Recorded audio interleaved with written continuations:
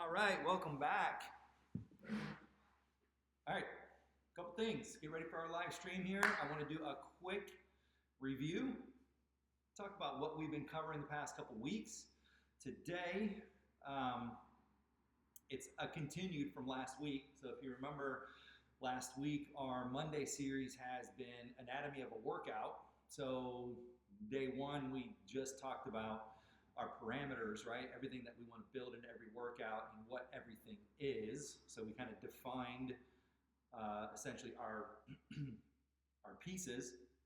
And then the second course, what we did is we've started putting everything together, meaning I would do it as this way. I would build it as a 4-day program. I would kind of look at what your goals are, what your season is, etc. And then start to build a path. And so we decided on creating a 4-day path where we can build consistencies and essentially build that program that it'll set you up for adaptation. I tried to simplify things. So what we talked about was, hey, like in light of current situations, we're going to be able to do some stuff that's just body weight. But here's also what I would do. I would build it kind of being back in the gym. And then what we did last week was we did days 1 and day 1 and 2 of that 4-day cycle. We created it and built it and wrote it out. So if you guys have not had a chance to check that out, please feel free to kind of go back into, and this is all housed in our YouTube channel. So if you go to Vice Athletics LLC on our YouTube, that's where everything is, and you can kind of go back through. And they're short, right? They're 15 or 20 minutes of your time, but hopefully you learn something, and you know, maybe you learn something enough that you want to pass it along to somebody and or subscribe to our channel. So that's really what we're trying to push on right now, is really building our online programming and the reasons and rationalizations behind why we do what we do. So that being said, we already built day 1 and day 2, and a quick refresher on that, day 1 and day 2, it was an lower body and an upper body mix. So we did a plyometric lower body day, so a speed and explosion. So we did some footwork, we did some jumping, and a little bit of auxiliary complementary lifts that go with that. And then our upper body day was functional, meaning we're doing a lot more stuff that is either in plank or push-up position, things that could be useful if we're outside of the gym, and things that are really more based on form and technique and just getting your brain to connect with your body. Because at the end of the day, that's where your intensity lies. It's in getting your brain to fully innervate and integrate into your body. So you don't just want to blindly go through this stuff. You want to have the rhyme and the reason behind what you're doing and why you're doing it. So again, that will always be hugely important in the way that we train, in the way that we train our athletes, the way that we train our clients and members. If your brain is not tied into the mix, then you're not getting maximal results from what you're trying to do, okay? So again, that's always our premise. So today, I thought what we would do is we're going to build day 3 and build day 4. I'll write it on the chalkboard again. I realize it's hard to see, but it helps me to think and talk at the same time. I know what we're going to do on the plan, but it just helps me to write it out. At the end of the day, when this is over, I will go back, and again, under our YouTube page, and I will type out under the video description, the actual workout and exercise sets and reps and all that stuff. So you don't have to sit there and take notes. Hopefully you learned something today and take it with you. And then if you want more information, you know where to find it. And if you want more information than that, you know where to find it. So let's start with day 3 and day 4. So day 3 is going to complement our plyometric lower body day. So day 3 for us is going to be an Olympic training day. So we're going to have all of our Olympic lifts on this day for the next several program periodization cycles. So for right now, we're just going to, again, keep it pretty basic, and then everything else chasing that will be complementary. And then day 4 is going to be an upper body, and I said last week that it's going to be kind of like an old school strength day, meaning sets and reps and just really focusing on, you know, lean muscle mass and getting stronger and maybe putting a pound or 2 of muscle on. It is always important, definitely not to, you know, you don't want to go for bulk. You don't want to be a big kind of clunky athlete We want to be lean and light, and basically explosive, powerful, not strong and slow. All right. So, and again, that's a whole nother topic of discussions that we can go down somewhere in the future. But for right now, let's just keep our focus day 3 and day 4. So day 3 is our Olympic training day. And so I will generally like to start, again, obviously we're going to keep our dynamic warm-up, right? So I'm not going to go into those details.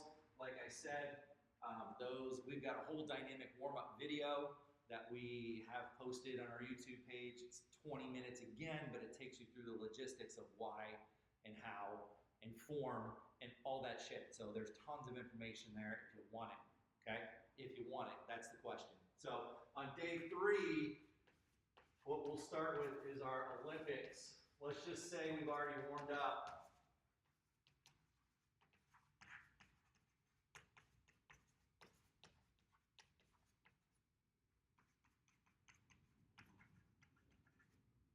All right, so on our day 3 day, what I'd like to start with is just a single arm dumbbell snatch.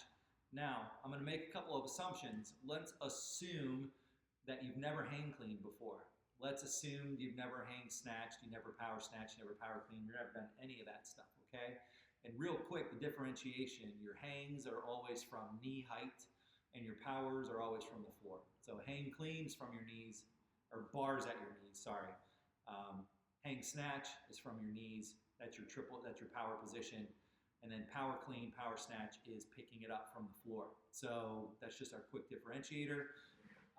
So I'm assuming, again, that you don't have a straight bar and or you've never hang cleaned. If you've hang cleaned and those things, I would generally progress to that pretty damn quickly. So I think just for ease of building a program, I would start with a single arm dumbbell snatch. Now, I do that for a lot of reasons. Number one, with a single arm dumbbell snatch, the coaching and the teaching and the learning of it is way more simplified than going through the iterations on teaching a hang clean. Now, if I had a group of football players in here on day 1, we would get some old school PVC pipe. Let's say they've never hang cleaned either, and we would start with a hang clean. But for our purposes today, we're going to start with a single arm dumbbell snatch. And that exercise allows you to get into your triple hip extended position, or go through triple hip extension and drive through your hips and land with that dumbbell locked out all the way up and over your head. So perfect case in point is if I've got, let's probably say like a 50 or 60 pound dumbbell, I'm loading into my hips. So right here's my start position. So my hand is just in line with my knees.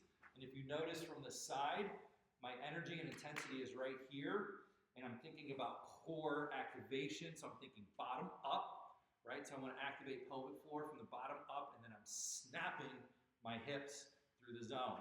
So you're going to load up and snap your hips up and over your head. So that teaching progression, believe it or not, is a little bit cleaner and a little bit simpler to get through, and it's always a good place for us to start. And we really work on the quickness with the hips. So it's not too heavy. You can move a 20 to 25 pound dumbbell fairly fast because it's single-sided, so you're putting all your energy into one side and one focus instead of using a straight bar, which by default is 45 pounds.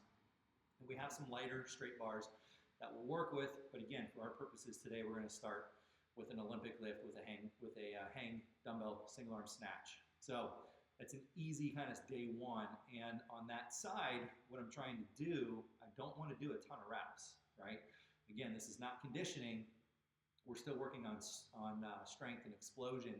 So we're going to end up doing 4 sets of 5 on each arm. So in that regard, maybe I pick up a 20-pounder and do a set of 5, and I'm moving it with some velocity, but on a scale of 1 to 10, it's a 4, right? And we will always ask you, and you got to do this for yourself and start thinking about this yourself.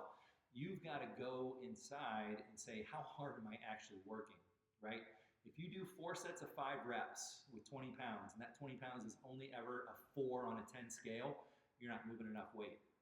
You need to get that up to about 8 or 9 on your 10 scale. Now, that 8 or 9 is going to change over time as you get used to doing the exercise, as your brain starts to learn, you become more efficient at it. So that first day, maybe it's clunky, I get it, but you're learning. In the second week, maybe it's a little bit more efficient so you can up your weight. By the third week, you should be getting a really good feel for moving a 35 or 40 pound dumbbell. So in that regard, again, it's that kind of trust the process mentality where you have got to be able to work at an 8 or a 9. Because if you can't get there, we need to get there sooner. Or we need to get there in a better way. And for us, this is usually the best way to do it. So we'll start with our snatch. That's exercise number 1. Exercise number 2, what I like to start with, and again, we'll generally use a kettlebell in this exercise, but we'll do a kettlebell front squat. So what I like to do on that is, or why I like it, and I'm going to go grab a kettlebell, but let's just say, I'm going to write it down here on the board, kettlebell front squat. I'm going to end up doing 4 sets times 10 to 12. And I'm going to grab a kettle, and I'm going to show you why we do this the way we do it. So on one side,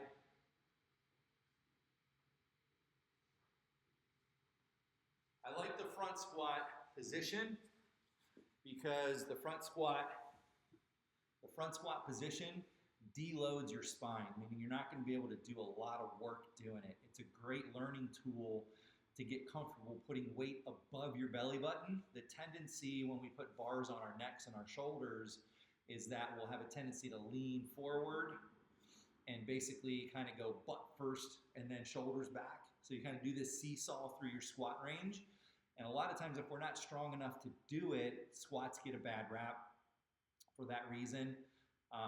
And or we will not be able to get to parallel, or we'll have a really hard time getting to parallel. So if we are squatting, let's just say regular back squatting, and we cannot get to parallel, we either need to lighten the weight or go zero weight and or change the weight position. Because sometimes we just got to get the brain to fire a certain pattern so that we can load into the hips and the glutes as opposed to leaning forward and or pushing into the knees, right? So if I put a bar on my back, the tendency here is to stop short and to get anterior, right? So if I'm getting anterior, that's a weak position for the knees and a weak position for your back.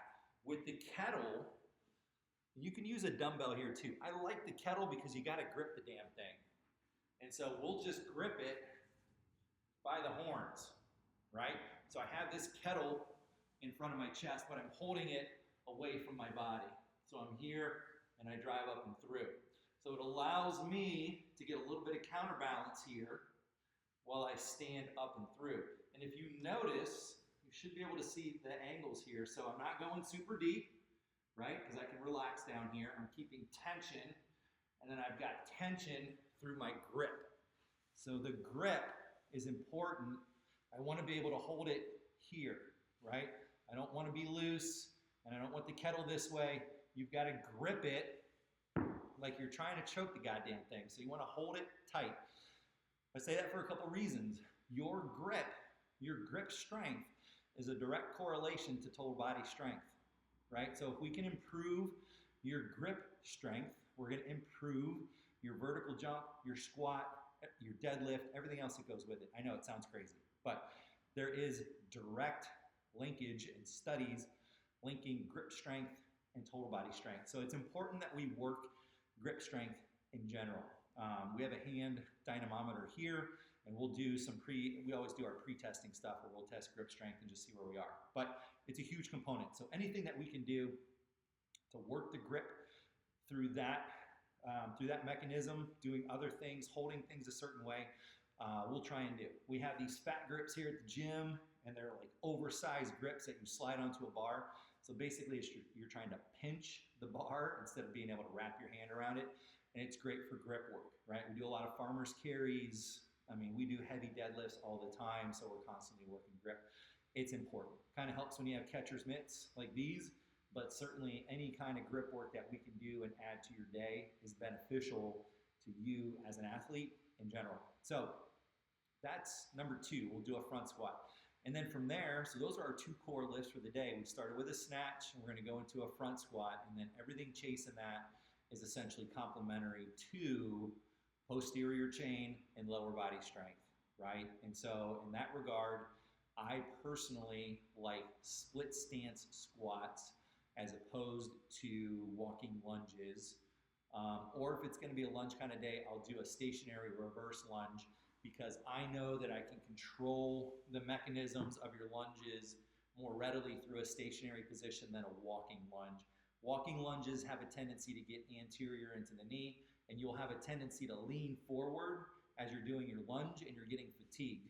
So the old school mentality here is like, just grind through 100 yards of walking lunges. But as I get fatigued, I'm going to have a tendency to get forward and lean forward. What I like about just a reverse lunge, so I'm going to sink and stand up, 1, sink and stand up, 2. So I can really think about the heel and glute drive on that lunge. So that's usually why I'm going to default to reverse lunge. Or our split stances are a tight position and I'm keeping my shoulders over my hips, or I'm staying as perpendicular as I can. So I'm going to rest here for a second, but you should be able to see 2 positions here. So here's my knee, here's my hip. And you can see my trail knee is at 90 degrees as well. So that's your position.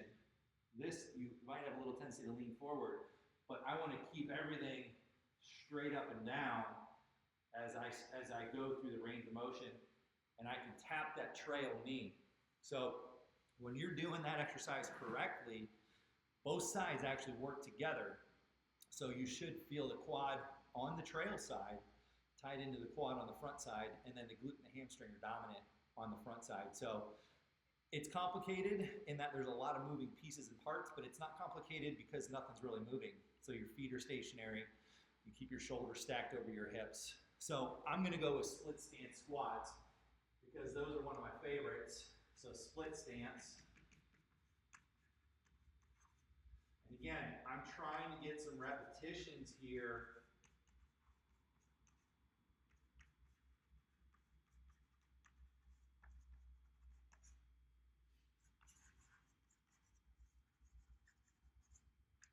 I'm trying to get some repetitions to build those neuromuscular pathways and to be able, hopefully you guys can see me here, and to be able to work posterior chain. So there's really 2 common themes that we always keep. Number 1, we always want to get stronger as it relates to your total body.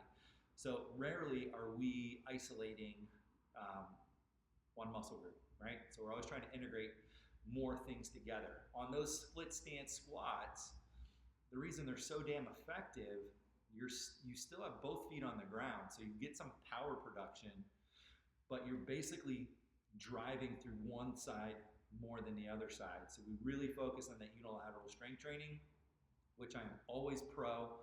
I'm just not hugely dependent on that as my driver for the whole workout, right? So to me, that's a complementary exercise that goes hand in hand with your big core muscle movers. So we did a snatch, we did a front squat, and then we broke it down into a split stance squat.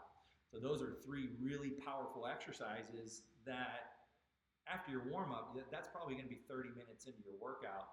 That's going to take a lot of juice out of your body, and that's going to take a lot of glucose out of your system. So from there, we want to make sure that we can get some auxiliary and complementary stuff kicked on. So I just wrote down 2 more things. I'm going to do a stability ball hamstring curl.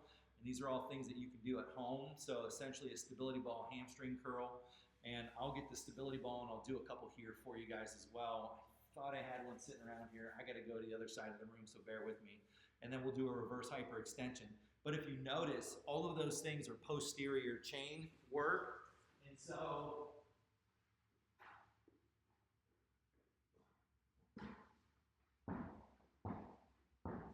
at the end of the day, everything that we're doing past the Olympic lift is a whole hell of a lot of grip work and posterior chain work. So on that stability ball reverse or stability ball leg curl, I've got my feet on top, and you're basically going to do a bridge and a curl as you pull that ball into just below your butt. Now, the tricky part is you keep your hips elevated as you roll the ball out and down. 1. So you're going to drive your hips and curl. And again, I feel like I've got a full squeeze on the hamstrings, and then you're going to keep your hips up as you go back to the floor. So the tendency here is that I don't do the glute bridge at all, or I go up and down too fast. So this exercise is more about control, and it's more about being able to keep your core integrated. Do not get your low back involved, but it should be working. It's not dominant. And then your hamstrings are actually doing the movement of the stability ball. So those are a couple easy thought processes to put in your brain as you're doing that exercise. It's a favorite of ours around here, at least as it relates to hamstring development. I mean, I got a million different variations on hamstring development, and no shortage of that, but I thought that was a really easy solution with just a $25 stability ball, you know? So stability ball is a great tool to have at your house, especially, you know, if you're at stay-at-home, shelter-in-place time stuff right now. It's a great little tool to buy because there's a lot of variations and stuff you can do. But at the end of the day, it's more about your control of it and how you use it as opposed to just trying to get shit done. And then the other piece this is probably my favorite exercise, and you guys are just tired of doing it. Anybody that trains here, because we do it pretty much after every lower body day, is a reverse hyperextension. So these are often, I think, confused for a low back exercise. I'm sure you guys have seen them on the chairs before, like where you lean over the front edge and you extend your back up. A lot of people think that's a low back exercise. It is not. It's glute hamstring exercise, right? Your low back is along for the ride. Rarely, if ever, are we specifically working low back in this gym. We are always working, how does the low back integrate into everything that we do? I don't avoid it, number 1, nor should you, number 2. And from that perspective, always keep that in the back of your brain where I want to put you into the position, in the best position to succeed. So in order to succeed, you got to have a strong core. And core is not six-pack abs, guys. Core is a strong spine, period, right? If I strengthen my low back, my abs are going to come with it. So if I just did stuff for my posterior chain, the whole trunk itself would come with it. If I just did crunches and nothing for my low back, the opposite would happen. I'd create weakness in my low back, okay? So that's our primary focus. That reverse hyperextension, you're on top of the ball, your hands are anchored, and you're elevating and relaxing. So in this position, you should feel a stretch. You're gonna get a little bit of traction in your lumbar spine. So you should get a good little relaxed position, and then you're gonna squeeze your glutes to elevate and relax. Elevate and relax. So you notice my torso's not going anywhere. I'm just lifting my legs up to a straight line. Relax, lift, relax, and lift. 2 common mistakes is I see the old knee bends or I see the old bouncers, right? If you're bouncing off that ball, you're not using your ass. I'm not quite sure what you're using, but you're not using your ass. And then the other piece is if you're bending your knees, your brain is trying to gain leverage, right? So that's not what we're trying to do here. We're trying to lose leverage. Keep your legs straight. Make it harder on your butt, on your glutes, and your hamstrings. And then 2 little kind of coaching tips here, and this is why we make the big bucks. So we want to keep our feet neutral. If you pinch your big toes together, you'll get a little bit more adduction work, so you'll feel inner thighs integrate. And then if you make a V shape as you elevate, right? So I start with my feet together, and then as I elevate, my feet come apart. You'll work a little bit more on the lateral side of your glute and hip. So we get a little bit more glute medius activation. Just 2 little easy variations on the same friggin' exercise, and you get completely different muscle groups to work, okay? So we'll do that every which way you can count. And I've got a reverse hyper machine here that I use consistently. We'll do a whole tutorial on that, but I don't want to waste your time because I don't know anybody else that has one but me. So if you want to come use it when we're back open, feel free. But that is my baby right there, my reverse hyper. So that basically is the gist of day 3. You got your Oli lift, you've got your core lower, which is a front squat. We did split stance squats And again, I will go back and type all this out. So you will have, basically by the time we're done with today, you're gonna have a 4-day cycle that you can do with, gosh, just some dumbbells in your house if you got them. If you want variations on just body weight, just reach out, and we've got those too. So that's the other piece. Day 4, and again, if you remember day 4, I said day 4 was gonna be a little bit old school. So that's exactly what we're gonna do. Day 4 is gonna be our push-pull. And I'm not even gonna spell this out, I'm just gonna talk you guys through this. And then I'll go type it up and you guys can have it. But day 4 is basically like our lean muscle mass day, but it's all upper body. And I love to put 2 exercises together. We're more efficient with our time. They complement each other usually. I'm not doing anything to failure, but I'm certainly working in that 9 to 10 rate of perceived exertion range. So if I'm going through my sets and reps and I'm at a 5 or a 6, I'm not high enough.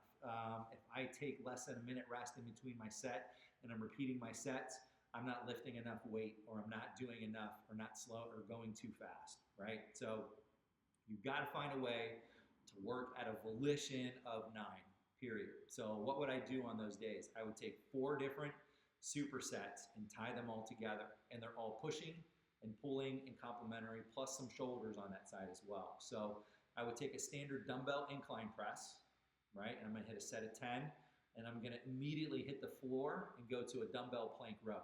So I'm gonna say I'm pressing 60-pound dumbbells for a set of 10 on an incline press. I'm gonna keep that weight on the incline press and go right into my dumbbell plank row position. If I need to lighten the weight, I will do that, but I'm gonna try and keep it heavy at a high intensity, and I would hit 5 reps per arm with that weight. So I'm gonna do 4 rounds. That's my first set. My second set, I'm gonna do an overhead bar press.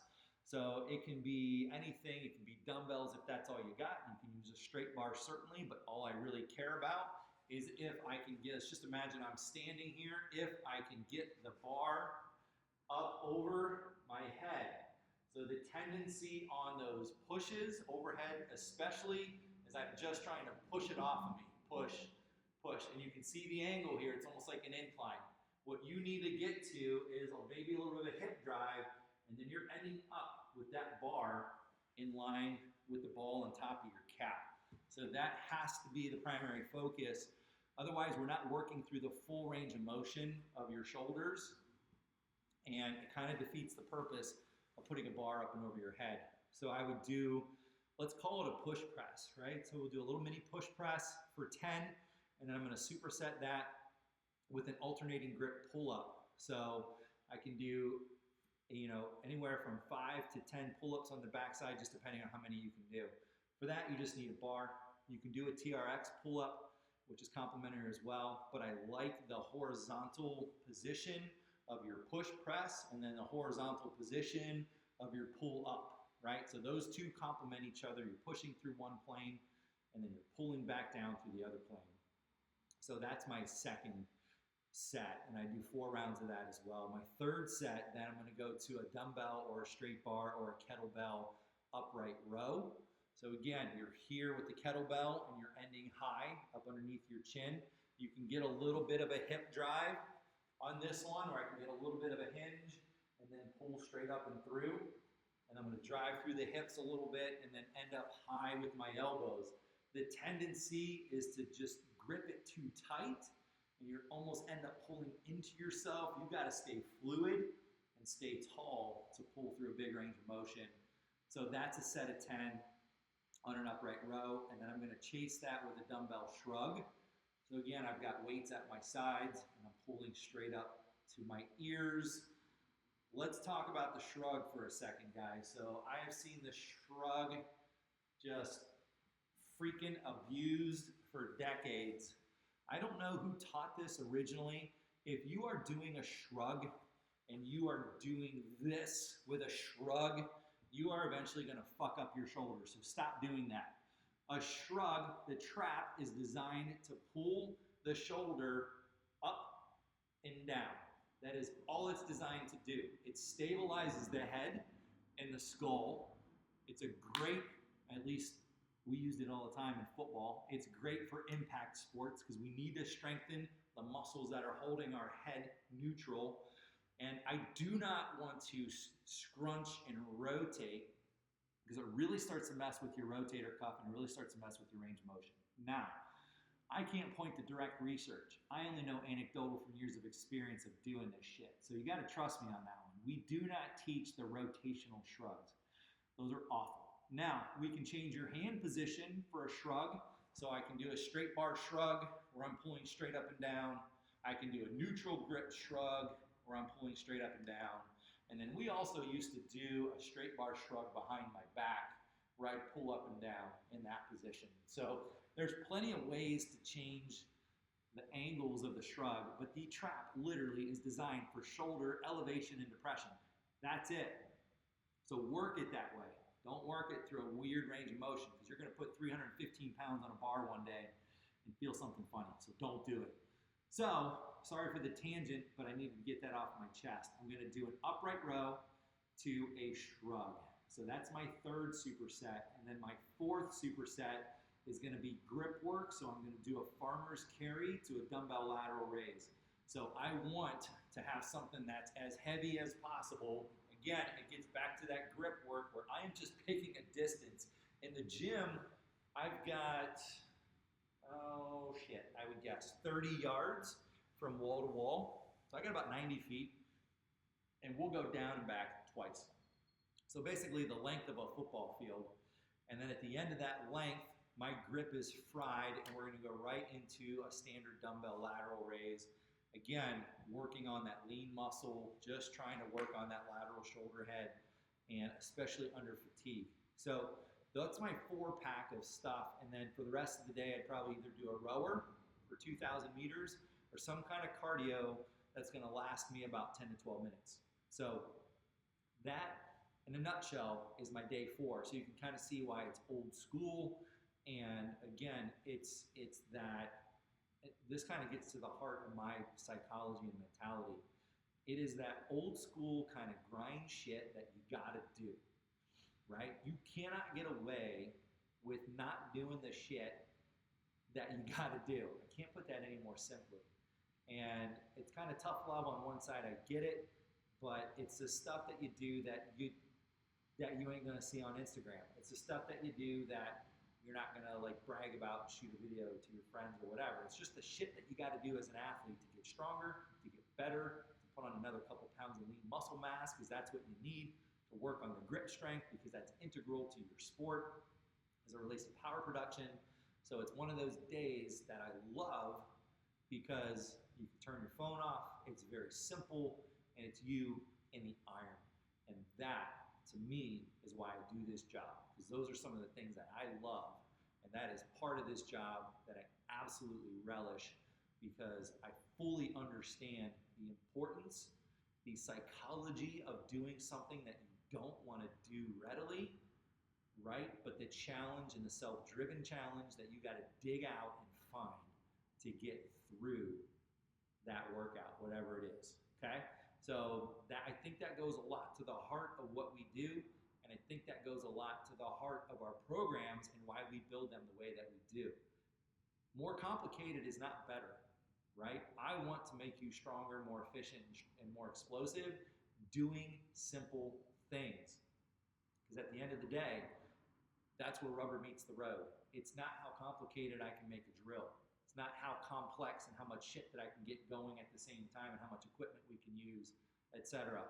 It is how can we dial in your brain to work at level 10 if we need to work at level 10. And that's kind of one of those days. And this day 1 cycle, or I should say phase 1 cycle, is just that. Meaning it is hard, it's simple, it's doable, and it's going to challenge you. It'll challenge you psychologically, it'll challenge you physiologically. Those two things are integral to progress. So if we're not challenged on those areas, then we just kind of keep the status quo. So hopefully, I'm gonna wrap this up. Hopefully you guys learned something today, at least as it relates to our philosophy, right? I will go back and edit and and input all this onto our YouTube page description. You guys can find that there. If you've got questions on the Instagram side, just DM us or shoot us a text or shoot us an email, whatever's easiest for you. But at this point in time, we are heading into May.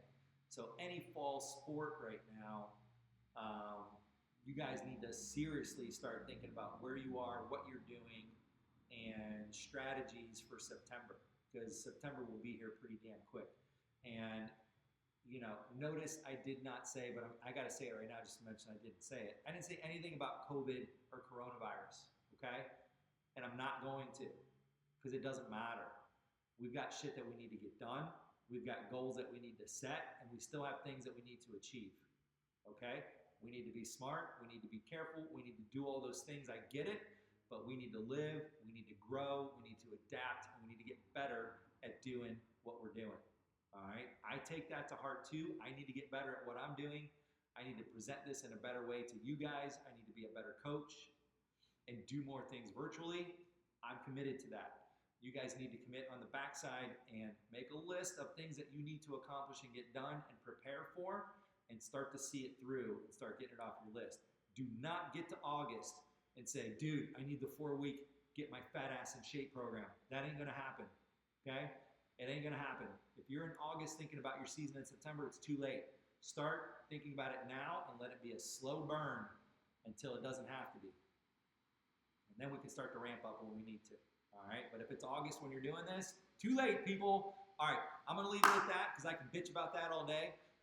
We'll be back on Thursday. Thursday, we're doing one more week of plyometrics. And we've got 3 different jumps that we're going to take you through. You'll need the boxes again. So hopefully you guys all went to Home Depot and you built your 12, 20, and 24-inch boxes. Hopefully, right? If you haven't, you got 3 days to do it. And then we're going to do a little bit of hurdles integrated into that mix as well. So we're going to do more multi-directional stuff on Thursday. So tune in then. That's all I got. Guys, have a great Monday. May the 4th be with you. Peace out.